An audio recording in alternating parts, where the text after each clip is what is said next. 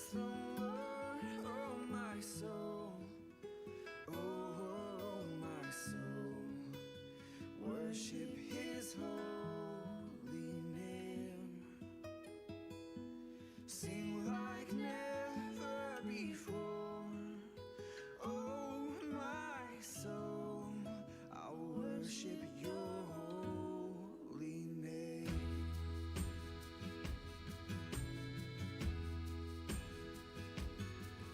You're rich in love and You're slow to anger.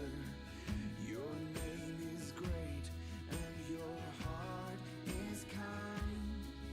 For all Your goodness I will keep on singing. Send thoughts and reasons for my heart to find. Bless the Lord, oh my soul. Bless the Lord, oh my soul. Oh, my soul. Worship His holy name. Sing like never before. Oh, my soul, I'll worship Your holy name. Sing my soul, sing my soul. Bless the Lord, oh my soul. Oh, my soul. 샬롬. 삼속회 학생 여러분, 주님의 이름으로 환영합니다. 오늘 8월 23일 학생의 예배 시작하면서 이 시간 우리 다 같이 사도신경으로 예배를 시작하겠습니다. 전능하사 천지를 만드신 하나님 아버지를 내가 믿사오며 그 외아들 우리 주 예수 그리스도를 믿사오니 이는 성령으로 잉태하사 동정녀 마리아에게 나시고 본디오 빌라도에게 고난을 받으사 십자가에 못 박혀 죽으시고 장사한 지 사흘 만에 죽은 자 가운데서 다시 살아나시며 하늘에 오르사 전능하신 하나님 우편에 앉아 계시다가 저리로서 산자와 죽은 자를 심판하러 오시리라. 성령을 믿사오며 거룩한 공예와 성도가 서로 교통하는 것과 죄를 사하여 주시는 것과 몸이 다시 사는 것과 영원히 사는 것을 믿사옵나이다. 아멘.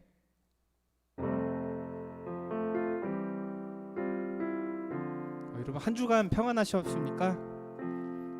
이제 우리가 지난주에 수련회를 했는데 수련회를 잘 마쳤고 은혜 가운데 수련회가 끝난 이후 여러분의 삶에도 많은 변화가 있기를 기도합니다. 오늘 이 예배 또한 신령과 진정으로 드렸으면 좋겠습니다. 먼저 우리의 죄를 고백하면서 나아갔으면 좋겠는데요. 우리가 죄인입니다. 죄인인 우리들을 위해서 예수님께서 이 땅에 오셨습니다. 그 예수님의 사랑을 묵상하며 나아갑시다. 오직 예수님으로 인해서 우리가 이곳에 있을 수 있습니다. 그것이 은혜고 그것이 십자가의 능력입니다. 이것을 기억하면서 함께 찬양했으면 좋겠습니다.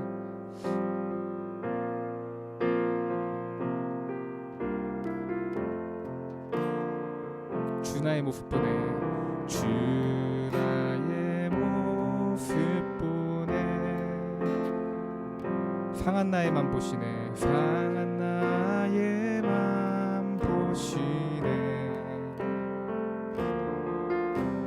주 나의 눈물 안에 홀로 울던 맘 아시네 세상 소망 다 사라져가는 세상 소망 다 사라져가는 주의 사랑은 끝이 없으니 살아가는 이 모든 순간이 주 은혜임을 나는 믿네. 처음부터 고백하겠습니다. 주 나의 모습 보네 주 나의 모습 보네 상한 나의 맘 보시네 상한 나의 맘 바라보시네. 주 나의 눈물 안에 주 나의 눈물 안에 홀로 울던 맘 아시네. 주 사랑 내게 있네. 주 사랑 내게 있네. 그 사랑이 날 채우네. 주네 내게 있네. 주네 내게 있네. 그네로 날 세우네. 그네로 날 세우네. 세상 소망 다 사라져가도 세상 소망 다 사라져가도 주의 사랑은 끝이 없으니 살아가는 이 모든 순간이 주 은혜임을 나는 믿네. 한 번 더 고백하겠습니다. 세상 소망 다 사라져가도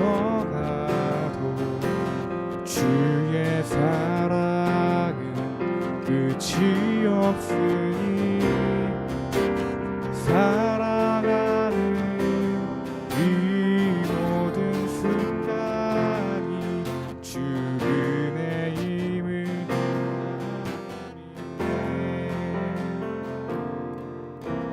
세상 소망 다 사라져가도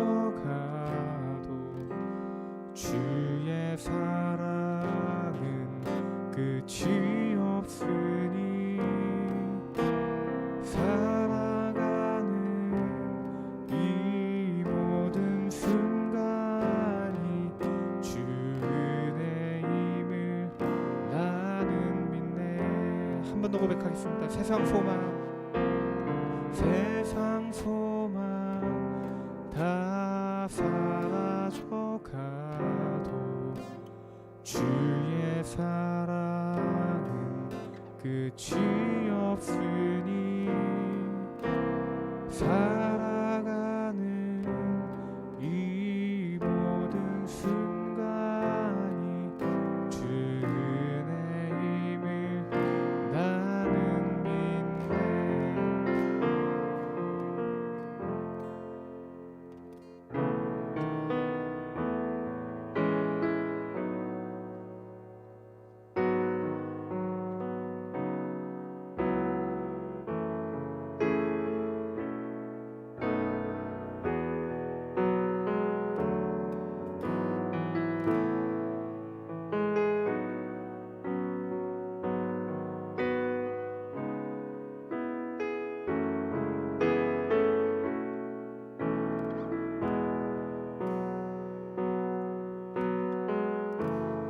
나의 소망 되신 주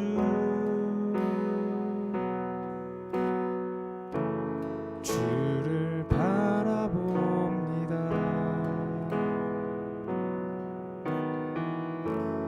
다시 오실 나의 왕 예수 주를 기다립니다.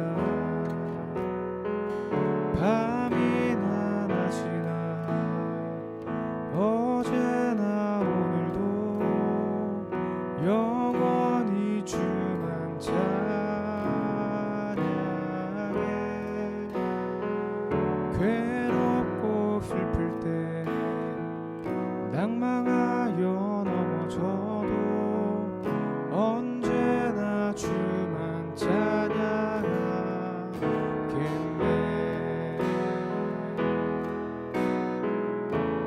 한 번 더 고백하겠습니다.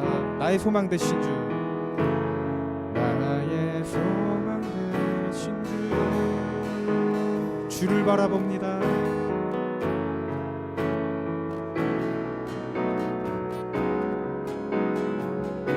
다시 오실 나의 왕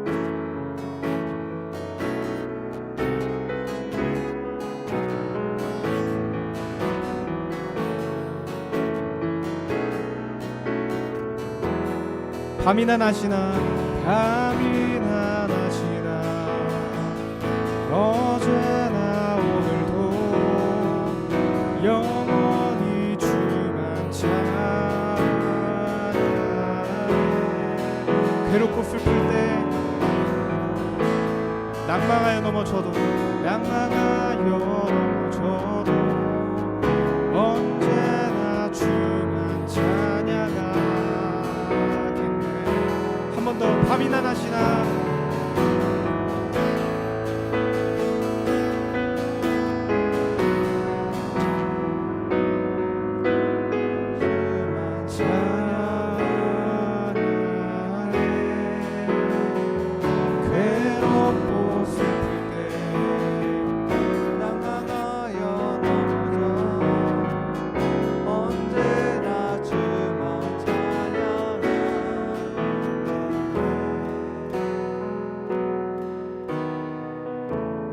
한 번 더 고백하겠습니다. 나의 소망 되신 주, 나의 소망 되신 주, 주를 바라봅니다. 주를 바라봅니다.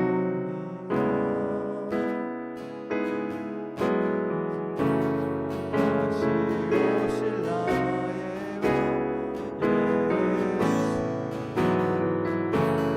주를 기다리며 밤이나 낮이나 밤이나 낮이나 어제나 오늘도 영원히 주만 찬양해.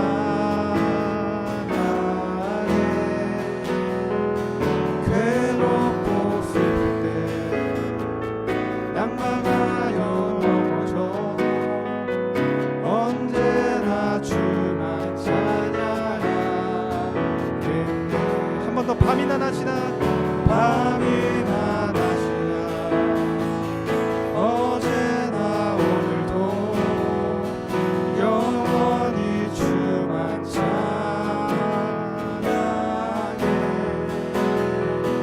괴롭고 슬플 때 낭망하여 넘어져 언제나 주만 찬양하겠네. 밤이나 낮이나 어제나 오늘도 영원히 주만 찬양해.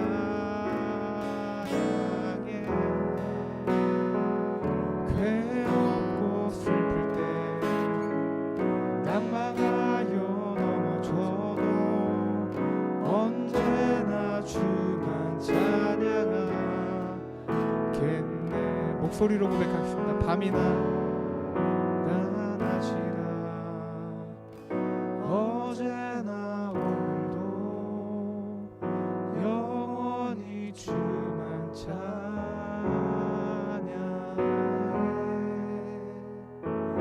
괴롭고 슬플 때 낭망하여 넘어져 언제나 주만 찬양하겠네.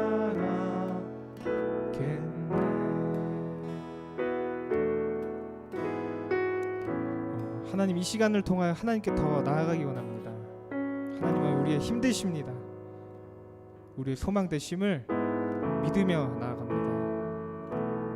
오늘의 예배를 통해서 하나님 영광 받아주시고, 우리가 말씀을 들을 때 지혜를 더해 주시고, 말씀을 통해 하나님의 백성의 정체성을 깨닫고 우리가 더욱 깨어 기도하는 삼성교회 학생회가 될 수 있도록 도와주세요. 이 시간 역사하여 주시고 우리 예배를 받아주세요. 살아계신 예수 그리스도의 이름으로 기도드렸습니다. 아멘. 오늘 성경 말씀 함께 읽도록 하겠습니다. 오늘 성경 말씀은요, 구약 성경입니다. 구약 성경 여호수아 3장 5절부터 7절, 딱 세 구절입니다. 여호수아 3장 5절부터 7절입니다. 여호수아 3장 5절부터 7절입니다. 성경책 있으신 분들 다 찾으셨을 줄 알고 함께 읽도록 하겠습니다. 시작. 여호수아가 또 백성에게 이르되 너희는 자신을 성결하게 하라. 여호와께서 내일 너희 가운데에 기이한 일들을 행하시리라.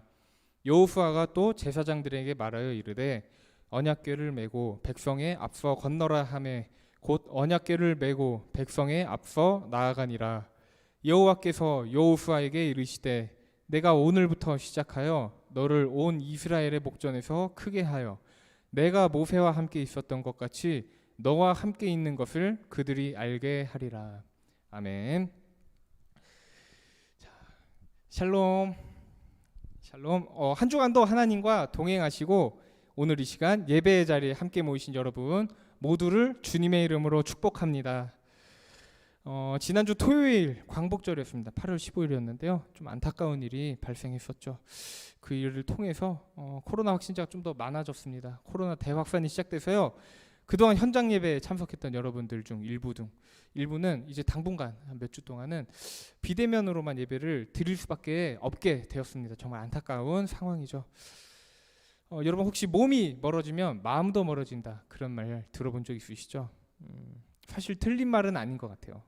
하지만 우리 삼성교회 학생회는 비록 몸이 멀어졌을지라도 우리가 한 2주 정도 직접 얼굴을 보고 이야기할 수 없을지라도 언젠가는 우리가 다시 만날 수 있기 때문에 그날을 기대하면서 마음을 항상 가까이 같은 마음으로 모든 마음으로 한 마음으로 함께 예배를 드렸으면 좋겠습니다. 지난주까지 우리가 여름 수련회를 진행을 했었죠.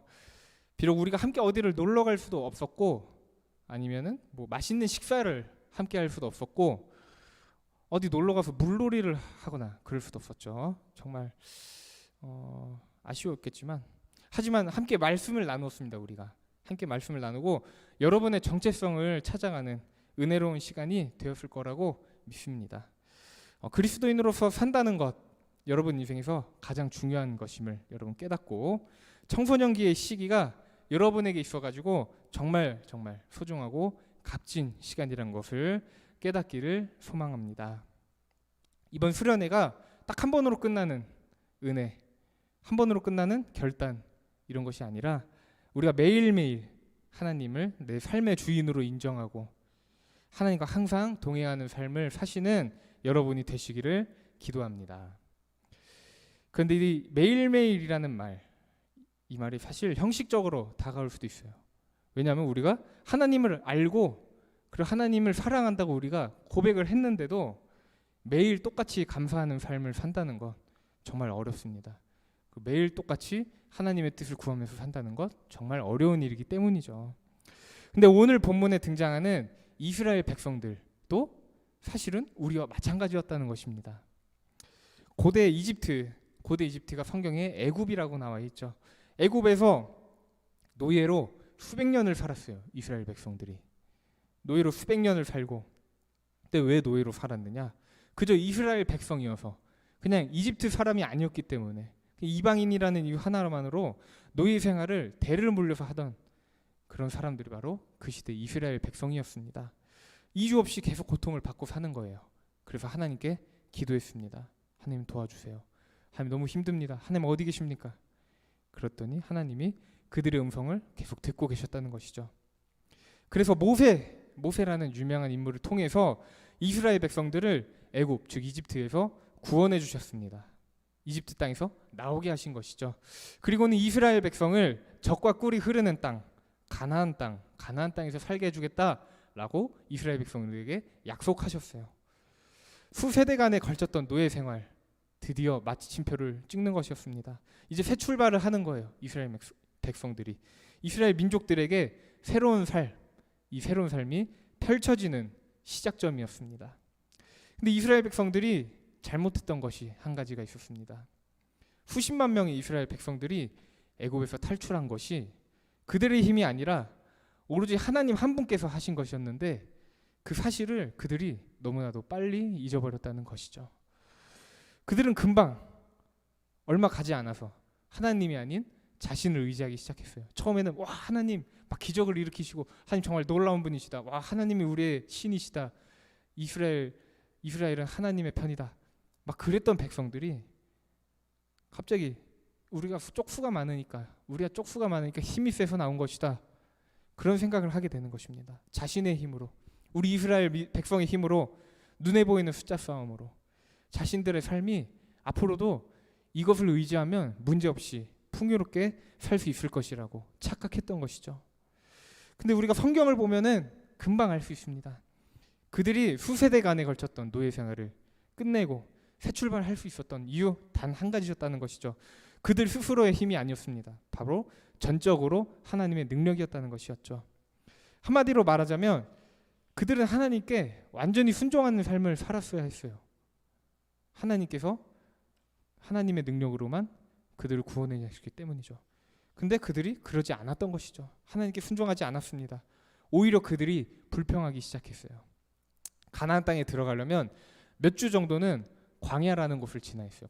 광야라는 말이 뭐 사막, 물이 없는 곳, 척박한 곳, 식물이 안 자라는 곳, 이런 걸 말하는 거겠죠.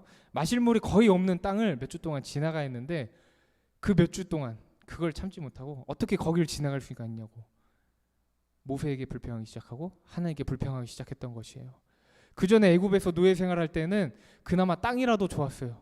밭에서 일을 하면은 농작물이 자랄 수 있는 환경이었어요. 최소한 밥이나 물 정도는 내가 먹을 수 있었어요. 일한 대가로. 근데 이제는 물도 없는 땅이에요.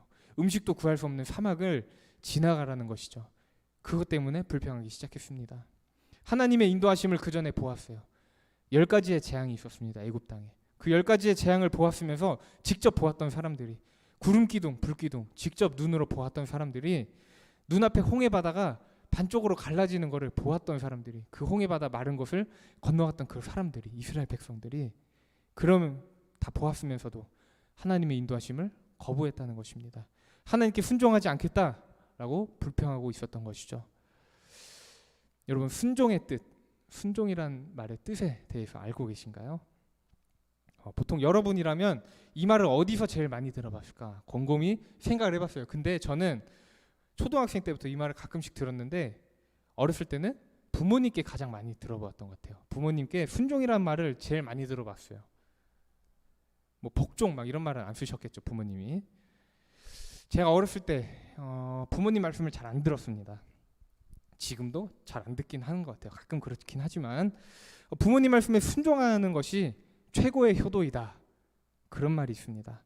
부모님한테 막 그 어떤 좋은 것들, 막 귀한 음식, 수많은 돈, 좋은 집을 사서 드리고, 막 귀한 보약을 사서 건강하게 해드리려고 막 드리고, 그런 것보다도 부모님의 말씀을 듣는 것, 부모님의 말씀대로 살려고 하는 것, 부모님께 순종하는 것이 최고의 효도라는 것이죠. 근데 저를 되돌아보았어요. 이 순종이란 말을 생각하면서 과연 나는 최고의 효도를 알고 있는가? 알고 있었던 것 같습니다. 최고의 효도가 순종이라는 것을. 근데 그렇다면 과연 나는 최고의 효도를 실천하고 있었는가? 생각해보니까 아닌 것 같다는 거죠. 왜 제가 알면서도 하지 않았나 생각을 해보았어요. 언젠가 나이가 들고 철이 들면 뭐 알아서 효도를 하겠지, 뭐 부모님의 사랑을 언젠가 깨닫겠지라고 내가 생각하면서 지금은 효도를 하지 않고 있는 것인가? 지금은 순종하지 않고 있는 것인가? 라는 생각이 들었습니다. 그래서 이제는 정말 순종해야겠다. 이제 부모님 말씀 잘 들어야겠다. 부모님이 어떻게 말씀하시든 부모님 뜻대로 좀 살려고 노력을 해야겠다 라는 결심을 합니다. 하고 나서도 언젠가 딱 날 되돌아보면은 정작 그렇게 살고 있지 않다는 것이죠. 그런 저의 모습을 보면 참 한심합니다, 스스로. 근데 이스라엘 백성들의 삶, 저와 마찬가지였다는 것 같아요. 순종해야 된다는 것을 알고 있었어요. 심지어 직접 경험했죠. 하나님 말씀에 순종하지 않으면 애굽 백성들처럼 되는구나, 애굽의 왕처럼 되는구나, 그리고 하나님께 순종하면 하나님께서 축복을 베풀어 주시는구나, 하나님께서 구원해 주시는구나, 하나님께서 많은 좋은 것을 주시는구나, 직접 눈으로 봤어요. 직접 자기의 삶에서 체험을 했다는 것입니다. 근데 당장의 자신의 삶에서 하나님보다 상황이 먼저 보이니까 하나님을 원망하기 시작합니다. 당장 먹을 것이 없어지니까 하나님을 원망하기 시작해요. 그랬더니 하나님께서 만나와 메추라기를 보내주십니다. 당장 마실 물이 없어요. 그래서 하나님이 막 불평합니다. 목 다 죽을 것 같아요. 그랬더니 하나님께서 모세를 통해 가지고 바위에서 물이 나오게 하십니다. 하나님이 이러한 기적들을 통해서 원하시는 것이 한 가지 있었습니다. 이스라엘 백성들이 계속해서 나에게 순종하는 삶을 살았으면 좋겠다, 나에게 감사하는 삶을 살았으면 좋겠다라고 원하셨습니다. 근데 이런 불평이 계속된다는 거죠. 끊임없이 반복이 됩니다. 이스라엘 백성들이 계속해서 자신들의 삶 앞에 있는 상황만 보고 있는 거예요.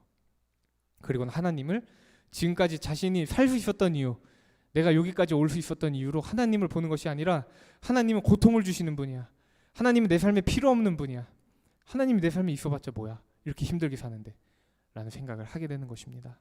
그런 인식을 하게 되는 것이죠. 심지어 애굽을 탈출한 지 얼마 안 돼서 가나안 땅 바로 앞에 도착했어요. 그래서 이제 정탐꾼을 보냅니다. 가나안 땅이 어떤 땅인지 한번 알아봐야겠다, 하나님이 보내라고 말씀하십니다. 그래서 12명을 뽑아요. 12명을 뽑아서 정탐꾼이 가나안 땅에 들어가가지고 이렇게 슬쩍 보고 다시 돌아옵니다. 근데 12명의 정탐꾼 중에 2명을 제외하고 10명이 우리는 가나안을 정복하지 못할 것이다, 가나안은 정말 무서운 곳이다, 우리가 저 가나안 땅에 들어가다가 다 개죽음 당할 것이다, 이렇게 말하고 있는 것입니다. 하나님이 이스라엘 백성과 함께 하시고 있다. 하나님이 이스라엘 백성과 함께 하실 때 이스라엘 백성은 모든 것을 할 수 있었어요. 근데 그거를 완전히 망각하고 있었던 것입니다. 그래가지고 40년이 흐릅니다. 길어봤자 한 달이면 갈 수 있었던 거리인데 40년이 흘러가지고 들어갈 수 있게 됐던 것입니다. 이스라엘 백성들이 자신의 힘대로 했었으면 한 달 만에 갈 수 있었겠죠. 야, 그냥 우리 전쟁해가지고 그냥 부딪혀서 들어가자, 와, 이래가지고 전쟁을 했어요. 만약에 이겼다? 쪽수로 보면 당연히 이스라엘 백성이 더 많았겠죠. 근데도 들어가지 못했습니다. 왜냐? 하나님께 불순종했기 때문이에요. 그리고 그 불순종한 대가가 너무나도 컸기 때문입니다. 애굽을 탈출할 때, 이제 출애굽을 할 때 20살 이상이었던 이스라엘 백성 모두가 가나안 땅에 들어가지 못하고 죽게 됩니다. 그 40년 기간 동안. 근데 단 2사람만 제외하고, 바로 그 2사람이 여호수아와 갈렙이었습니다. 아까 12명의 정탐꾼 중 2명이었습니다. 우리가 가나안 땅을 정복할 수 있습니다. 왜냐하면 하나님이 우리와 함께 하시기 때문입니다라고 말했던 바로 그 2사람이었죠. 민수기 14장 29절 30절에 이런 말씀이 있어요. 너희 시체가 이 광야에 엎드러질 것이라. 너희 중에서 20세 이상으로서 계수된 자, 곧 나를 원망한 자 전부가 여분네의 아들 갈렙과 눈의 아들 여호수아 외에는 내가 맹세하여 너희에게 살게 하리라는 땅에 결단코 들어가지 못하리라 라고 하나님께서 이스라엘 백성에게 말씀하신 것입니다. 이 이후에 이스라엘 백성들이 절망해요. 우리는 가나안 땅에 들어가려고 애굽을 나왔는데 왜 들어가지 못하지? 그래서 하나님께 막무가내로 하나님 우리 그냥 들어가겠습니다. 하나님 죄송해요, 이제 다시 돌아가겠어요 했는데 하나님께서 그들과 함께 하시지 않으셨습니다. 그래서 그들은 모두 죽고 말았죠. 그런데 여호수아와 갈렙, 이 2명은 하나님이 우리와 함께 하신다는 것을 확실하게 알고 믿고 하나님께 순종하는 삶을 살던 사람들이었어요. 모세가 죽고 40년이 지나고 모세도 죽었죠. 그러고 나서야 이스라엘 백성들이 가나안 땅에 들어가게 됩니다. 물론 가나안 사람들이 수십만 명의 이방인을 환영할 리 전혀 없었겠죠. 그러나 여호수아가 이스라엘 백성의 리더가 됩니다. 모세의 뒤를 이어서요. 하나님 말씀에 순종합니다. 그래서 가나안에 있는 성들을 향해서 나아가기 시작합니다. 그러자 가나안 사람들에게 이런 소문이 퍼지기 시작하는 겁니다. 수십만의 이스라엘 백성들이 우리 지역으로 오고 있다, 우리를 정복하러 오고 있는 것 같다. 근데 그들의 신이 바로 하나님이라는 분이다. 그 하나님이라는 신이 저 큰 나라 애굽 땅을 10가지 재앙을 내리고 이스라엘 백성들을 직접 구원해서 여기까지 인도하여 오셨다라는 소문을 들었던 것입니다. 근데 그 소문이 사실이었던 거죠. 그래서 가나안 사람들이 매우 두려워하고 있었습니다. 그 하나님께서 그냥 노예밖에 안 됐던 이스라엘 백성들을 구원해내셨던 거예요. 그리고 수많은 기적을 행하셨기 때문이었죠. 이스라엘 백성들 이제서야 정말 하나님의 인도하심을 느꼈던 것일까요? 하나님의 인도하심을 의지하며 나왔던 것일까요? 백성들이 여호수아에게 이렇게 말합니다. 여호수아 1장 16절부터 18절에 보면 이렇게 나와 있어요. 같이 읽어볼까요? 그들이 여호수아에게 대답하여 이르되 당신이 우리에게 명령하신 것은 우리가 다 행할 것이요 당신이 우리를 보내시는 곳에는 우리가 가리이다. 우리는 범사에게 모세에게 순종한 것 같이 당신을 순종하려니와 오직 당신의 하나님 여호와께서 모세와 함께 계시던 것 같이 당신과 함께 계시기를 원하나이다. 누구든지 당신의 명령을 거역하며 당신의 말씀을 순종하지 아니하는 자는 죽임을 당하리니 오직 강하고 담대하소서. 아멘. 이 말씀을 했던 사람, 이 말을 했던 이스라엘 백성들 누구였을까? 곰곰이 생각해 보니까 아까 그 사람들이었던 거예요. 그들의 부모 세대 모두가 여호수아와 갈렙 두 명을 제외하고는 불순종한 거 하나 때문에, 하나님께 불순종한 거 하나 때문에 가나안 땅에 들어가지 못하고 죽었던 것을 직접 겪었던 사람들이었어요. 그 다음 세대였다는 것이죠. 그래서 하나님께 정말 순종하는 사람만이 가나안 땅에 들어갈 수 있구나. 하나님께 정말 순종하는 삶을 살지 않으면 나도 저렇게 되겠구나 라는 생각을 가지기 시작했던 것입니다. 그것을 믿었던 거죠. 하나님께서 정말 그들과 함께 하신다는 것을, 그들이 가나안 땅에 들어가는 과정들을 통해서 그것을 직접 경험하게 될 것이구나 라고 믿기 시작합니다. 지금의 우리들 어떻게 살고 있나요? 내 삶을 지금까지 인도하신 하나님, 그 하나님 여러분 믿으시나요? 그 하나님이 정말로 나의 삶의 주인이 되신다는 것을 여러분 믿으시나요? 하나님을 믿는데, 하나님 우리를 창조하신 거 알겠어요. 믿는 것 같아요. 근데 하나님의 뜻대로 사는 거 정말 어렵습니다. 하나님 뜻대로 사는 것이 정말 어려우시다면, 그렇다면 우리는 성결한 삶을 살아야 합니다. 이 성결한 삶, 오늘의 본문이 3장 5절을 함께 읽어보았으면 좋겠어요. 3장 5절입니다. 여호수아가 또 백성에게 이르되 너희는 자신을 성결하게 하라. 여호와께서 내일 너희 가운데에 기이한 일들을 행하시리라. 아멘. 내 자신을 성결하게 하는 것 무슨 의미인가 생각을 해보게 됩니다. 오늘의 본문이 기록된 원어를 보았어요. 원어를 봤더니 이 성결이라는 단어가 구별되다, 거룩하다 또는 거룩하다 이런 뜻을 가지고 있다는 것입니다. 구약 시대에 있었던 많은 율법들이 있었죠. 그 율법들을 보면은 성결에 관련된 많은 조항들이 있었어요. 먹는 것, 입는 것, 행동 하나하나, 사는 집에 어떻게 할지 다 전부 다 성결에 관련된 많은 조항들이었습니다. 그만큼 성결이라는 것이 매우 중요했던 것이에요. 이스라엘 백성들의 삶에 있어서, 현실에 있어서 매우 중요한 기준이었다는 것이죠. 왜냐하면 성결하지 않으면 하나님의 거룩하심 앞에 서 있을 수가 없었기 때문입니다. 구약시대 제사장이 이제 제사를 드려요. 하나님께 예배를 드릴 때 성결하지 않은 점이 하나라도 있었다? 그러면 그 상태에서 바로 하나님을 만나면 바로 그냥 죽는 거예요. 그래서 밧줄을 메고 들어갑니다. 지성소에 들어갈 때 밧줄을 메고 들어갔다가 진짜 혹시라도 흠이 하나라도 있었다? 바로 그냥 죽는 거예요. 그럼 뒤에서 사람들이 그 밧줄을 끌고 시체를 끌고 나옵니다. 그런 상황이었어요. 그만큼 성결이라는 것, 삶에 있어서 생명과 관련된 것이었습니다. 성결은 내가 하나님의 자녀로서, 하나님의 구별된 백성으로서 하나님께 거룩하게 드려지는 것이었기 때문이었습니다. 더 나아가면 그들이 성결한 삶을 통해서 하나님께 순종해야 했다는 것이었죠. 그것이 바로 하나님의 구별된 백성의 의무였습니다. 근데 모든 사람이 하나님 앞에서 죄인입니다. 이 사실을 그 누구도 부정할 수가 없는 거예요. 근데도 성결한 삶을 살아야 한다? 좀 어렵죠. 불가능한 거 아닌가? 라는 생각이 들었습니다. 죄인인 사람이 아무리 애를 쓰고 나가도 완전한 의인이 될 수가 없다는데, 죄인인 상태로 하나님 앞에 나아간다는 것이 가능할 수가 없잖아요. 아무리 내가 매일 성결하려고 노력을 해도 그 다음날 죄를 지으면 난 성결한 상태가 아닌 것입니다. 그래서 모든 사람을 위해서 예수님께서 오셨어요. 우리가 하나님 앞에 나아갈 수 있게 하시려고요. 내 자신이 죄인임을 인정하고 예수님 한 분만이 아니면 난 영원히 죄인일 수밖에 없다. 이 사실을 우리가 인정하고 오직 예수님을 믿음으로, 예수님께서 나의 죄를 사하시기 위해서 이 땅에 오셔서 죽으셨던 것을 믿음으로 우리가 나아가야 하는 것입니다. 오직 그것밖에 없습니다. 우리가 지금 성결한 삶을 살기 위해서 예수님과 함께하는 삶을 사는 것이라면 이 성결한 삶, 예수님을 인정하는 삶, 예수님께 순종하는 삶이 무조건 필수라는 것입니다. 하나님이 내 삶의 우선이 되는 삶, 하나님이 내 삶의 목적이고 전부인 삶, 그것이 성결한 삶입니다. 근데 순종이라는 것, 이 순종이 성결한 삶을 살기 위한 첫 단계라는 것이죠. 그 전에 먼저 내 자신이 하나님 앞에서 완전할 수 없는 죄인이다, 이 사실을 인정해야 합니다.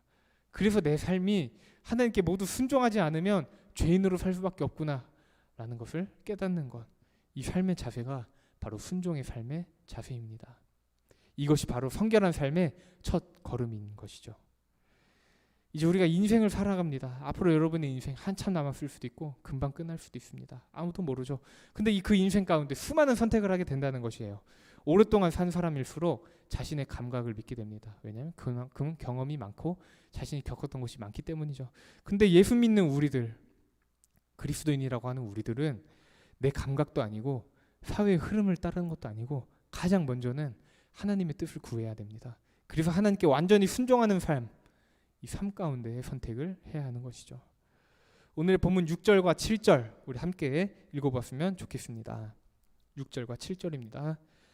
여호수아가 또 제사장들에게 말하여 이르되 언약궤를 메고 백성에 앞서 건너라 하매 곧 언약궤를 메고 백성에 앞서 나아가니라. 여호와께서 여호수아에게 이르시되 내가 오늘부터 시작하여 너를 온 이스라엘의 목전에서 크게 하여 내가 모세와 함께 있었던 것 같이 너와 함께 있는 것을 그들이 알게 하리라. 아멘. 말씀을 정리하려고 합니다. 이스라엘 백성들이 노예 생활을 끝마칠 때 그 당시까지만 하더라도 정말 놀라운 기적의 연속만 일어났습니다. 하나님께서 애굽을 막 심판하시고 10가지 재앙을 막 일으키시고, 근데 선택받은 이스라엘 백성들에게는 그 재앙을 일으키시지 않는 거예요. 그 이스라엘 백성들이 나올 때 구름 기둥 불 기둥 인도하시는 것입니다. 그리고 뒤에서 애굽 병사들이 막 쫓아올 때 홍해가 앞에 가로막고 있는 바다를 그냥 갈라놓으시는 거예요. 과학적으로, 이성적으로 이해할 수 없는 기적들이 일어난 것입니다. 근데 그 이후 그들이 그것이 자신들의 힘이었다고 생각하게 됩니다. 우리가 쪽수가 많아서, 우리가 힘이 세니까 그렇게 된 것이다 라고 생각하는 것이에요. 지금까지의 그들의 삶을 인도하셨던 하나님을 금방금방 까먹는 것입니다. 그리고 자신의 힘과 지혜만을 의지하려고 했던 것이에요. 그래서 그들이 고난에 처하게 됩니다. 그들의 고난 중에도 하나님이 함께 하신다는 것을 깨닫게 하기 위한 하나님의 인도하심이었음을 까먹고 말이죠. 근데 40년이 지났습니다. 그제서야 그들이 깨닫는 것이죠. 하나님이 없는 삶, 그냥 지옥이구나. 아무것도 할 수 없구나. 내가 하나님이 없으시면 그것을 깨닫게 됩니다. 그래서 그들이 하나님의 말씀에 순종하며 살아가기 시작합니다. 하나님께서 그들의 성결한 삶을 위한 율법도 만들어주셨고, 근데도 한 가지가 달라지지 않았다는 것이에요. 모든 사람이 죄인이라는 것, 죄 가운데 태어난다는 것, 이 딱 한 가지가 변하지 않는 것입니다. 그래서 예수님께서 오셨어요. 예수님께서 완전한 순종을 보여주셨습니다. 여러분 한 분 한 분의 인생을 위해서, 여러분의 성결한 삶을 위해서, 그 이후에 영원한 생명의 삶을, 풍성한 삶을 위해서 예수님께서 오셨습니다. 우리가 그 예수님을 믿고 예수님께 전적으로 순종하는 삶을 살아야만 합니다. 그것이 성결한 삶입니다. 우리가 무엇으로 성결해야 할까? 어떻게 해야 성결한 삶을 살게 될까? 이런 질문들이 여러분 드시겠지만 그 질문들에 앞서서 하나님이 항상 우리에게 이렇게 말씀하고 계신다는 것이에요. 순종이 제사보다 낫다고요. 하나님께 드리는 나의 삶 자체가 하나님께 완전히 순종하는 삶을 드리는 것이, 그것이 영적 예배라는 것입니다. 그것이 성결한 삶이라는 것이에요. 이 사실을 꼭 기억하며 사시는, 하나님의 뜻을 구하며 사시는 성결한 삶을 사는 삼성교회 학생의 모두가 되시기를 주님의 이름으로 기도드립니다. 기도하겠습니다. 하나님 감사합니다.